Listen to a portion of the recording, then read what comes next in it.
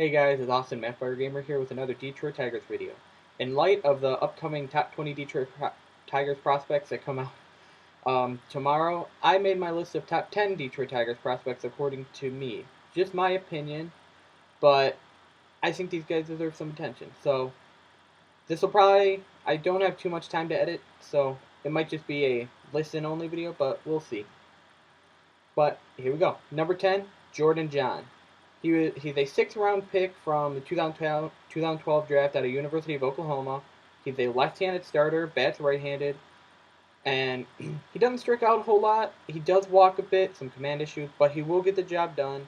Less hits than innings pitched last year at Western Michigan, and he held opponents to a 257 batting average last year. That's not bad. And also, he has pitched in relief before, so we know he can come out of the bullpen if he needs to. Number 9 is the right-hander from Australia, Warwick Saffold. I don't know how to pronounce his last name. He does walk some as well, but his ERA in the minors has been very nice ever since the Tigers signed him out of the Australian Baseball League. And he's not overpowering either, but he also gets the job done, and he seems pretty durable. Number 8, this one you might not have even heard of. You might not have heard of the other guys, but you probably heard them more than who's at number 8, and that's Dean Green from Barry University. Nobody ever talks about him. He is a brilliant left-handed hitter. He plays first base and DH, and that's basically about it. But in the 3 seasons he's been in the minors, his ERA has only been under 300 once, and that was his past season when he hit 297. Does have some pop in his bat. He had 8 home runs last year, 12 home runs the year before that. And he has a nice on-base percentage of 378. Not the greatest defender, but he's not horrible either. So, I don't know why nobody ever talks about him. Number 7. Number 7 might think should be higher, but not to me, and I'll explain why. Number 7, I have Daniel Fields. He had a nice 2013 last year, but before that, he never really did much.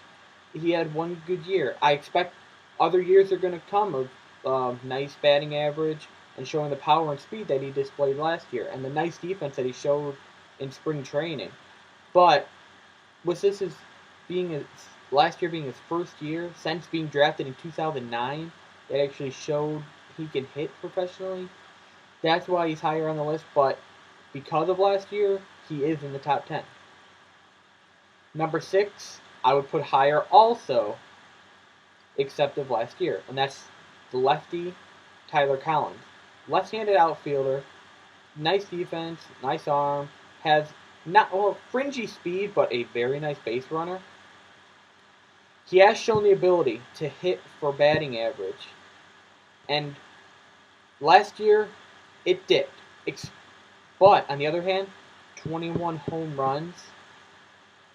His batting average may have dipped, but he showed the power. So if we can combine both of them together, along with his nice base running, like I said, not fast, but has good base running instincts. If we can combine all that, he could turn into a very, very nice everyday player at the Major League level. Number 5, Eugenio Suarez. A nice shortstop. Not too much power, not too much speed, but a very nice defender. Some people say that his speed, lack of speed, he should go to second base. Well, no. I mean, he has nice base running instincts, and those actually help with defense, believe it or not. So, if he can just combine his batting average with his nice base running instincts, he'll be a very nice everyday player. And he has a pretty strong throwing arm, so he doesn't need to go to second base. Stay at shortstop.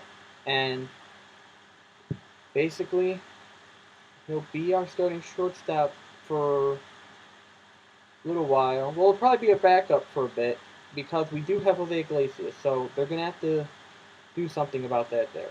But that's for another time later. Number 4, possibly future ace, Jake Thompson. Not an overpowering guy. Low 90s fastball, but with an amazing curveball. And they both have devastating movement. And possibly he could start throwing 95, 96, but he's still young, so we'll see how that goes. I believe he's about 19 or 20 right now, so we're not going to see him in the majors for several years. But could be a future ace. And at number 3, possibly another future ace in Jonathan Crawford, the Tigers' first-round draft pick in 2013. He still needs development, obviously. He was just drafted last year, but he has a very nice fastball and a very hard breaking ball. So he can get the job done, and he strikes out a lot of batters. He does have command issues on occasion. Didn't show that too much professionally last year, but does still need development, like I said. Number two, you might be like, why isn't Thompson and Crawford ahead of him if they're future aces and this guy's not? Well, just because he's farther along, and that's Robbie Ray. The left-hander we got in the Doug Fisker trade. We got him. Steve Longoria Jr. is going to be our backup shortstop in 2014.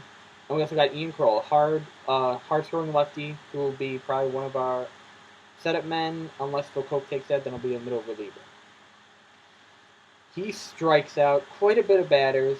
He's a deceptive lefty. He does walk a bit, and he did have, I believe, 1, maybe 2 bad seasons before his nice 2013. But since he's farther along in his development, he could be in the Tigers' rotation pretty soon. And he's a lefty with deception that strikes out a lot. That's why he's a number 2.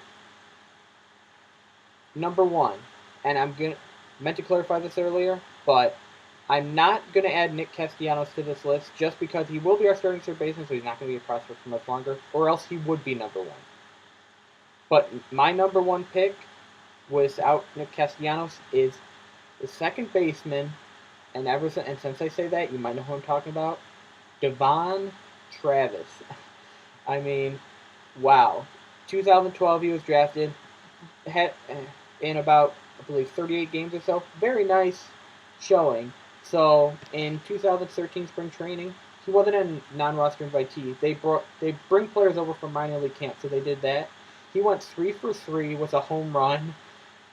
I believe it was a 2-run home run, and the management was like, who's this guy? He's pretty good. And he only followed up that spring training by hitting a 351 with, I believe, 16 homers and 22 stolen bases. That is amazing. With average defense, I mean, with Ian Kinsler right now, I don't know how the Tigers are really going to have him be our starting second baseman, because he's going to be our starting second baseman. They'll probably trade Kinsler or something in a couple years so they can make way for Travis. Him being so amazing. I mean, I've mentioned it before in my last Tigers video, all the second base prospects we have. Travis is number 1.